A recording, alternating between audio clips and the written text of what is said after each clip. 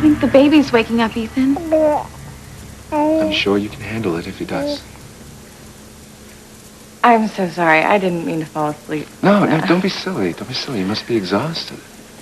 I'll say. I mean, we never heard such snoring, huh, Ethan? It was adorable. But look, you still look tired. Don't you want to go to bed? No, I don't. I want to spend time with you. We haven't had a chance to be alone all day.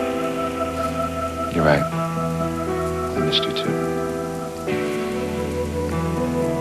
I have to hand it to you, Rebecca. Teresa's not going to be sinking her hooks into anyone tonight.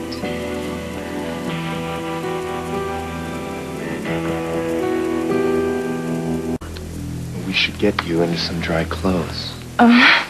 You take such good care of me. Just look at Teresa now. She doesn't look so good when things aren't going her way, does she? No, she doesn't.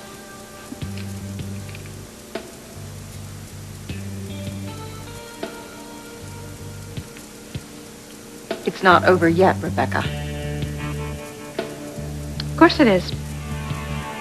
Teresa is down for the count. No, look at her. She has something up her sleeve.